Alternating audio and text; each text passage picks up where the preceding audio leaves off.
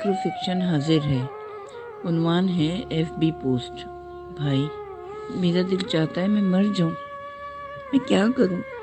سمجھ نہیں آتا میں کیوں زندہ ہوں۔ مجھے مر جانا چاہیے۔ میں نے اپنے جذبات اپنے دوست سے شیئر کیے تھے۔ اس نے مجھ سے میری اداسی کا سبب پوچھا تھا، لیکن میری ساری باتیں اس نے اسکول انتظامیہ کو بتا دی، اور باوجود اس کے کہ میں نے ٹاپ کیا تھا، انہوں نے مجھے اسکول سے نکال دیا۔ انہوں نے مجھے اسکول کے لیے خطرناک سمجھا۔ کوئی مجھے سمجھنے کی کوشش نہیں کرتا۔ اب میں نے فیصلہ کر لیا ہے کہ میں اپنی زندگی ختم کر لوں گا۔ آپ بتا میں کیا کروں؟ دوسرا بولا، میرا حال بھی کچھ الگ نہیں۔ میں بھی زندہ رہنے کی خواہش نہیں رکھتا۔ میرا بھی دل چاہتا ہے کہ میں اس دنیا کو چھوڑ کیسے۔ اور ہماری بہن، وہ تو رو رو کر اپنی جان ہلکان کر لے گی۔ اور امی ابو، وہ بھی تو ہماری چھوٹی سی تکلیف پہ تڑپ اٹھتے ہیں نا۔ وہ کیسے اس بات کو برداشت کریں گے؟ پھر لوگ جو سوالات کریں گے ان سے، میرے خیال میں ہم ان کو بھی اپنے ساتھ لے جائیں۔ ہاں، یہ ٹھیک ہے، لیکن کیسے ہوگا یہ سب؟ میرا خیال ہے ہمیں ایک بار پھر سوچنا چاہیے، کچھ وقت دینا چاہیے خود کو۔ دوسرا بولا، ٹھیک ہے، میں 3 دن کا ٹائم لیتا ہوں۔ اگر میری کیفیت تبدیل نہ ہوئی تو ہم اپنے پروگرام پر عمل کریں گے۔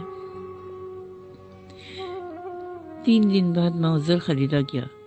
جب ملک کے قوانین امیروں کے لیے نرم ہوں گے تو کم عمر نوجوان بچوں کے ہاتھوں میں آتشی کھلونے آ جاتے ہیں۔ اس رات اس ہتھیار کو بے باکی سے استعمال کر لیا گیا۔ ایک کی جگہ 2 پستول حاصل کیے گئے تھے۔ پیسے کی ریل پیل نے صحیح اور غلط کا فرق ذہنوں میں آنے ہی نہ دیا۔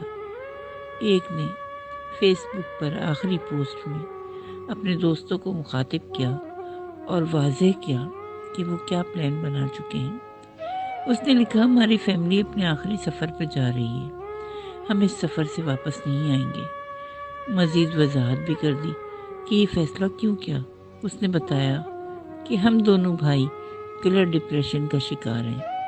ہم نے جس سے مدد مانگی اس نے ہمارے مسئلے کو معمولی سمجھا، اور ہمارے والد نے ماہر نفسیات کو دکھایا۔ وقتی طور پر ان دواؤں نے کام کیا، لیکن دوبارہ یہ بیماری حملہ کر دیتی ہے۔ ہم اس سے تنگ آ چکے ہیں۔ لوگ ہم سے ہمدردی اس لیے نہیں کرتے کہ ہمارا تعلق ویل آف فیملی سے ہے۔ پرتعیش زندگی، بہترین دماغی صلاحیتوں سے نوازے ہوئے لوگ بھی کسی تکلیف کا شکار ہو سکتے ہیں۔ یہ بات کسی کی سمجھ میں نہیں آتی۔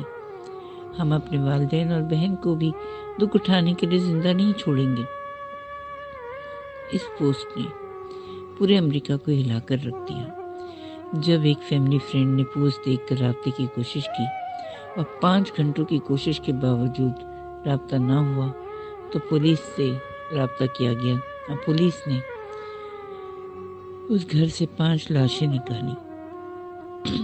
اس ٹائم فیس بک پر شیئر ہوتی ہوئی اس پوسٹ کو ڈیلیٹ کر دیا گیا۔